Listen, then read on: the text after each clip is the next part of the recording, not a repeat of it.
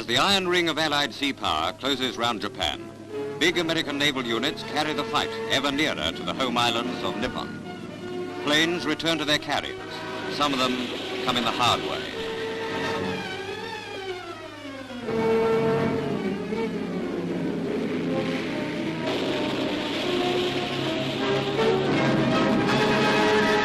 Today, Japan is desperate. The American Pacific Fleet, backed by powerful British units, is taking fearful toll of enemy aircraft. Japan's answer is the use of a new weapon, Kamikaze. Suicide pilots who dive squarely into Allied ships to sink them. Japan's growing desperation is reflected in this fanatical sacrifice of pilots and aircraft in a crazy attempt to hold the Allies off. Jap newsreels in our hands take us inside Japan, revealing the story behind the Kamikaze. The Japanese, long trained to blind obedience and worship of the emperor, teach their children that ceremonial suicide is one of the greatest acts of which man is capable. Kamikaze pilots are men trained for death. Nearly all the suicide pilots are between 16 and 20 years old. Celebrations are held to honor them when their training is finished. Prayers are said, and they need them, for they're already as good as dead. The prettiest geisha girls entertain them. Their pictures appear in Japanese newspapers as national heroes. Garbed in ceremonial robes, their heads are shaved except for a small patch of hair. During their last few days of life, they walk solemnly through the streets. They're ready for their mission of death. This is their big day.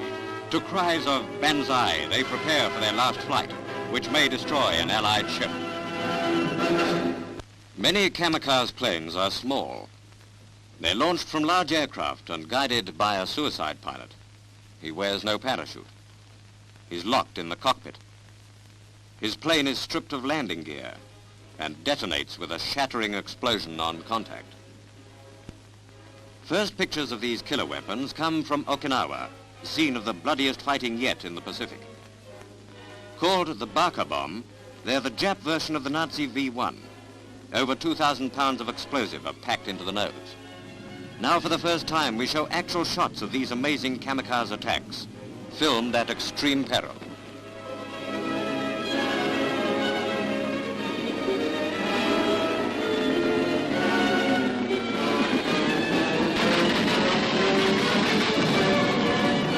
A near miss on a destroyer.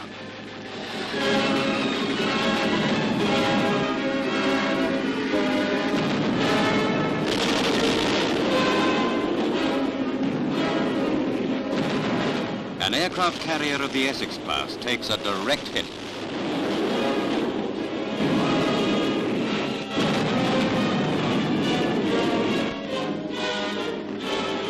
Firefighting squads rush to keep the inferno from spreading. Suicide planes come plunging to destruction from the cover of low cloud. Even though they're hit, they still come on. The vulnerable carriers are their special target. Only 10% ever get through the terrific screen of the outer ring of ack-ack fire. Of these, 90% are blasted out of the sky before they reach the vital core of the fleet. For 8 hours, the tense and terrifying battle for survival went on. Allied Task Force 58 fought for its very life.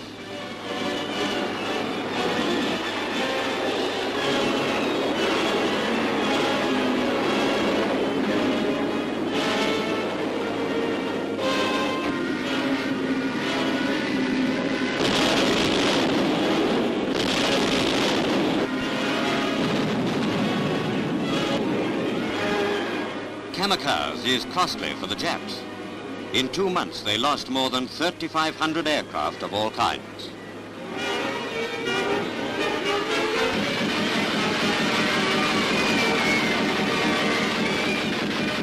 Famous American carrier, the Bunker Hill, is hit. A Kamikaze pilot plunged his aircraft squarely among the carrier's planes. The flight deck is a blazing hell. Other ships come alongside to help quell the flames. The hangar deck of the Bunker Hill was white hot from end to end. Thrown into a 70-degree turn, Bunker Hill was swept by tons of water, a maneuver which saved the ship. In the Okinawa campaign, Jap air attacks sank 33 Allied ships and damaged 50 others. But no battleship, cruiser or carrier has gone under. The Bunker Hill, like the Franklin, will fight again.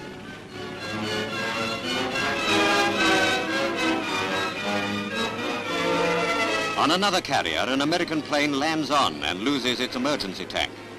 It bursts into a raging inferno.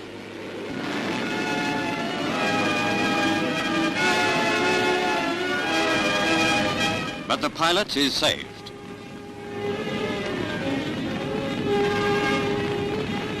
Another pilot is trapped in his blazing aircraft. His chance of survival is very, very thin.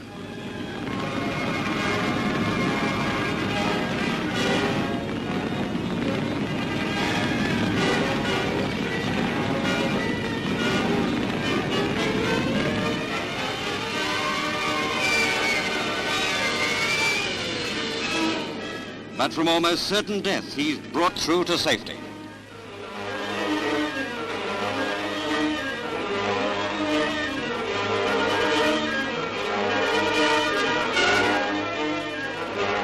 Aboard the Bunker Hill, flagship of Admiral Mitcher, several hundred men were killed.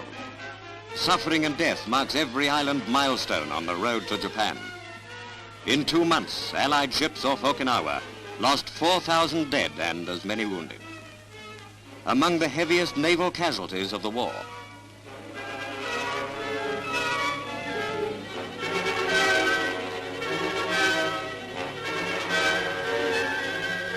For the dead, a final volley.